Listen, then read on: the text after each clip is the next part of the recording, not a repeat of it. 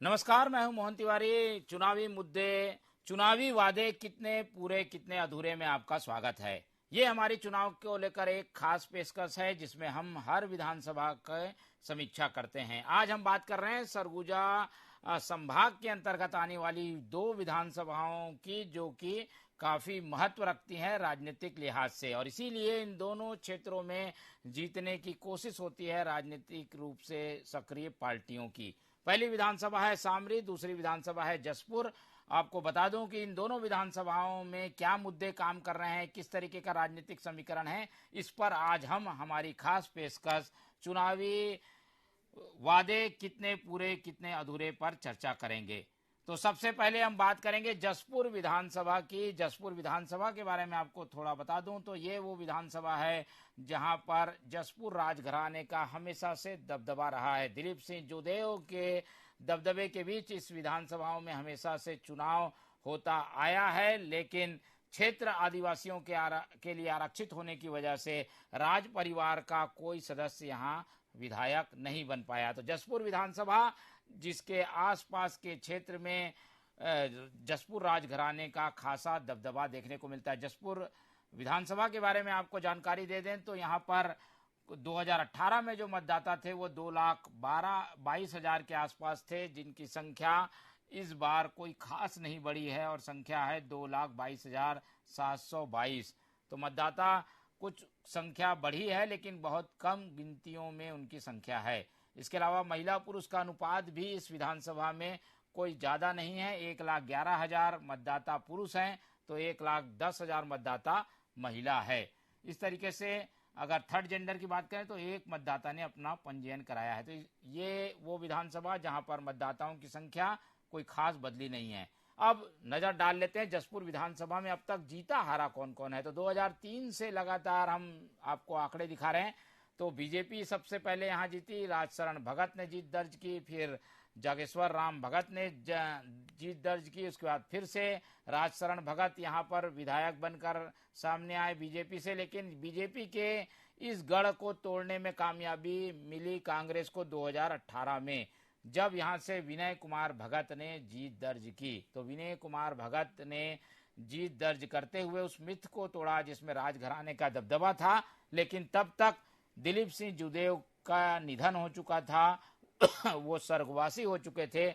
इस वजह से यहाँ पर राजघराने का दबदबा भी कम हुआ था और इसीलिए कांग्रेस को यहाँ जीत मिली थी। और इस जीत को कायम रखने के लिए कांग्रेस ने फिर से विनय कुमार भगत को उम्मीदवार बनाया है।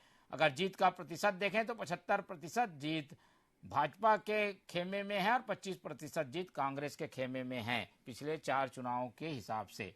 अगर हम आमने सामने के मुकाबले में बात करें तो कांग्रेस ने अपना उम्मीदवार फिर से रिपीट किया है। विनय कुमार भगत विधायक हैं, उन्हें फिर से टिकट दिया गया है और रायमुनि भगत को उम्मीदवार बनाया है बीजेपी ने। बीजेपी ने एक आदिवासी महिला जो कि वहां स्थानीय निकायों में सक्रिय थी, उन्हें उम्मीदवार बनाकर एक बड़ा दांव खेलने की कोशिश की है। बताया जा रहा है कि उनको राज परिवार का भी आशीर्वाद मिला हुआ है। तो इस तरीके के समीकरण के सामने विनय भगत के सामने उतारा गया है विनय रायमुनि भगत को।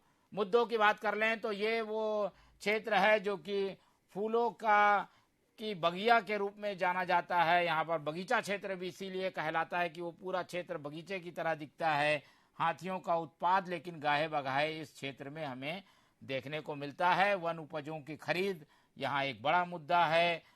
क्षेत्र का विकास हो, इसलिए यहाँ पर जो मूलभूत आवश्यकताएं हैं, सड़क, बिजली, पानी, नाली, ये सारी व्यवस्थाओं की भी जरूरत वहाँ बनी हुई है। तो जसपुर में मुद्दे कई हैं, लेकिन कांग्रेस सरकार ने यहाँ पर जो एक्सपेरिमेंट किया है, इस वजह से दोनों सीट कांग्रेस की झोली में पिछली बार गई, जसपुर भी और कुनकुरी भी। इन दोनों सीटों का आपस में जोड़ भी है। कुनकुरी का असर जसपुर में पड़ता है, जसपुर का असर कुनकुरी में पड़ता है। तो इस सीट में क्या समीकरण है, किस तरीके के मुद्दे काम कर रहे हैं, वो हम आपको दिखा रहे हैं। अब जान लेते हैं सीट का हाल क्या है, वहां की जनता क्या कहती है। और इसके लिए हम चलेंगे सीधे हमारे संवाददाता कुंदन राजपूत के पास, जो कि बताएंगे जसपुर में क्या मुद्दे काम कर रहे हैं। कुंदन, मेरी आवाज आपको मिल पा रही है? बताएं। जी कुंदन, बताइए वहाँ के लोग आपके साथ हैं जसपुर में, किस तरीके का चुनावी माहौल है, किन मुद्दों के आधार पर जनता मन बना रही है वोट करने का? जी मोहन, मैं आपको बताऊं कि का गढ़ रहा था। 35 सालों के बाद 2018 के चुनाव में जसपुर से कांग्रेस के प्रत्याशी विनय भगत ने जीत दर्ज कायम किया था। इस बार भी पार्टी की ओर से उन्हें ही प्रत्याशी बनाया गया। वहीं भाजपा की बात करें तो भाजपा का यह जसपुर गढ़ माना जाता था, लेकिन 2018 के चुनाव में भाजपा को आपसी गुटबाजी की वजह से हार का सामना करना पड़ा था। इस बार भाजपा की ओर से 3 बार जिला पंचायत अध्यक्ष रायमुनि भगत को भाजपा ने पार्टी की ओर से टिकट दिया है। निश्चित तौर पर जसपुर विधानसभा का महत्व पूरे छत्तीसगढ़ में है। चुनावी नजरिए से आप देखें तो हमारे साथ यहाँ पे कुछ मतदाता जसपुर विधानसभा के मौजूद है, तो हम सीधे उनसे बात करेंगे कि क्या है उनका मुद्दा, किन मुद्दों पर वो वोट करेंगे। जी बताएं, आप जसपुर विधानसभा के मतदाता, किन मुद्दों पर आप वोट करेंगे? लगातार 35 वर्षों तक भारतीय जनता पार्टी ने एक तरफा यहाँ से विधायक चुन करके जसपुर का प्रतिनिधित्व किया है, लेकिन अगर 25 वर्षों का उन विधायकों का कार्यकाल देखें तो इस 5 साल के कार्यकाल पे वो भारी पड़ता है। 35 साल तक उन्होंने सिर्फ जसपुर की जनता को छलने और ठगने का काम किया। 5 वर्षों की अगर हम उपलब्धि की बात करें तो शिक्षा के क्षेत्र में देखिए तो स्वामी विवेकानंद स्कूल में जो आदिवासी बच्चे हैं टॉप करके पूरे जिले का, पूरे प्रदेश का नाम अपना अव्वल कर रहे हैं। स्वामी विवेकानंद माध्यम स्कूल जो है वो एक बड़ी उपलब्धि है यहाँ के लिए। आप अगर खेल जगत की बात करें तो 2003 में माननीय अजीत जोगी जी के शासनकाल में एक एस्ट्रोटर्फ मैदान का हमें स्वीकृति मिली थी, लेकिन 2018 तक भारतीय जनता पार्टी उस एस्ट्रोटर्फ का निर्माण नहीं करा पाई। आज जब छत्तीसगढ़ की सरकार आई, जब हमारे विधायक उस एस्ट्रोटर्फ का निर्माण को पूरा करा दिया, तब इनको भारतीय जनता पार्टी के लोग नियुक्त होते हैं और कहते हैं कि भाजपा ने साथ घोषित कराया है। 5 वर्षों तक तो नरेंद्र मोदी और रमन सिंह की सरकार रही, उस समय एक खात लगाने का काम क्यों नहीं कर पाए। ये खेल जगत की बात हो गई। चिकित्सा के क्षेत्र पर अगर हम बात करें तो माननीय दिलीप सिंह जोधो एक कद्दावर नेता रहे हैं, क्षेत्र की चिंता करते थे वो। दिलीप सिंह जोधो ने जिला चिकित्सालय को एक ट्रामा सेंटर यहाँ उपलब्ध कराया था। उस समय के तत्कालीन स्वास्थ्य मंत्री अजय चंद्रा पर उस ट्रामा सेंटर को, दिलीप सिंह जोधो के ट्रामा सेंटर को उठा करके अपने दुर्ग जिले ले गए। भारतीय जनता पार्टी के लोग मुंह में पट्टी बांध करके हाथ बांधे खड़े रह गए। आज उसी ट्रामा सेंटर को इस विधायक ने वापस जसपुर जिले को खिला दिया, तो फिर भारतीय जनता पार्टी बेचैन होकर के चिल्ला रही है, नहीं ये तो हमने कराया, नहीं तो हमने कराया। फिर भारतीय जनता पार्टी विकास का झुनझुना बजाते रह गई 35 वर्षों तक, अभी भी 5 साल तक उसी रात को अलाप रही है। लेकिन वास्तव में अगर काम को देखा जाए तो उस काम को भूपेश बघेल के नेतृत्व में बिना भगत ने जसपुर को चिकित्सा के क्षेत्र का ट्रामा सेंटर दिया है। भारतीय जनता पार्टी के 15 साल के शासनकाल में यह जिला चिकित्सालय एक रेफर सेंटर हुआ करता था। आज 5 सालों में एक बीमारी के विशेषज्ञ यहाँ बैठे हुए हैं। एनेस्थीसिया का विशेषज्ञ बैठा हुआ है, कैंसर की महामारी से लड़ने के लिए हमारा डॉक्टर यहाँ पे बैठा हुआ है। फिर भारतीय जनता पार्टी आएगी कि नहीं ये तो हमने किया। तुम 15 साल में क्या कर पाए थे? कांग्रेस के जो प्रत्याशी थे, जो विधायक रहे 5 साल, विनय कुमार भगत, उनके काम से आप संतुष्ट हैं? मैं नहीं, पूरी क्षेत्र की जनता संतुष्ट है। वो इस चुनाव में दिखा देगी कि वापस विनय भगत को अपना प्रतिनिधित्व बना करके अपना दुख का साथी जो विनय भगत है उसको छुटा करके वापस विधानसभा पहुंचाएगी। क्षेत्र की जनता देखेगी।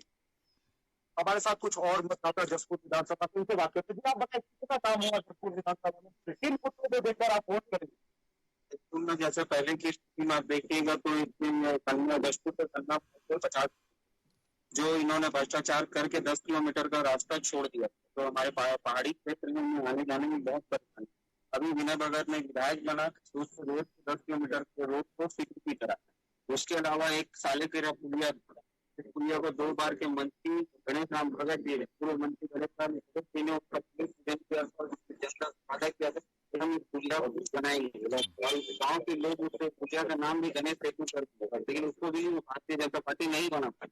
फिर उसके बाद में जब विनय भगत जी ने विधायक बना तो उस पुलिया को बनाने का काम पुलिया बन चुकी है। जब आप विधायक के कार्य से हमारे साथ कुछ और यहाँ पे मौजूद जी, आप बताएं किन मुद्दों को लेकर आप वोट करेंगे विधानसभा चुनाव में?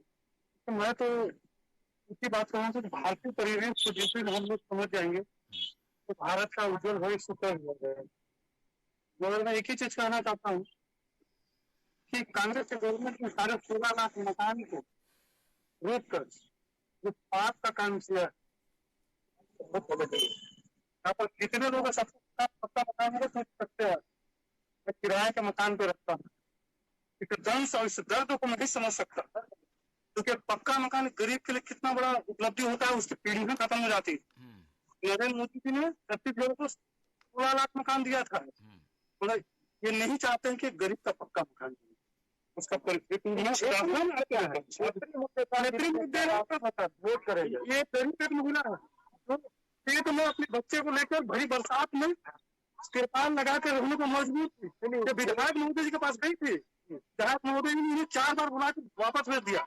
आज इस महिला को मैंने किराए के मकान में उपलब्ध कराया हूँ। एक विश्वास दिलाया हूँ कि अगर भाजपा की गवर्नमेंट कहीं से भी आती है, मैं आपको आपका आवाज दिलाऊंगा। फाइनल कमेंट ले लीजिए, एक अंतिम व्यक्ति से बात कर लीजिए जल्दी। जी बताइए क्या क्षेत्रीय मुद्दे हैं? देखो, जब से छत्तीसगढ़ में बहुमत, तब से छत्तीसगढ़ हो राजधानी तक छत्तीसगढ़ अपराध का गढ़ बन गया और भ्रष्टाचार का गढ़ बन गया। यहीं पे हम लोग अभी जिला चिकित्सालय के पास गए। जिला चिकित्सालय में कोरोना काल के समय करोड़ों का अलग हो पर डॉक्टरों को मतलब जांच कमेटी के द्वारा, और जिसमें डॉक्टर संलिप्त पाए गए घोटाले में, उन घोटालेबाज डॉक्टरों के ऊपर यहाँ के विधायक मौन रहे, मौन समर्थन रहा। तो इस घोटाले को लेकर हम क्षेत्र से मतलब घोटाले को लेकर विधायक किसी तरह विधायक के कार्यक्रम जी आप देख सकते हैं मोहन लोगों के अलग अलग विधायक को लेकर। क्या ये जो दावे प्रतिदावे हो रहे हैं उसमें सच्चाई है? क्या आप क्या ऑब्जर्वेशन करते हैं? आपका क्या कहना है? सच भी है, सबके अपने अपने आरोप हैं जो लगा रहे हैं, सबका निजी बात भी है कहीं ना कहीं। तो अपने तो 17 तारीख को मतदान कितने लोग किनके पक्ष में मतदान करते हैं? ठीक है, चलिए जसपुर वो क्षेत्र जो कि वन अंचल है, और वन अंचल क्षेत्रों में क्या समस्याएं आती है, वहां के विकास को लेकर क्या मुद्दे हैं, उसे हमने जानने की कोशिश की और ये भी जाना कि वहां पे जो वादे हैं वो अधूरे क्यों हैं, जनता क्या कहती है वो हमने आप अभी सुना। अब रुख कर लेते हैं अगली विधानसभा की ओर। तो अगला हमारा पड़ाव है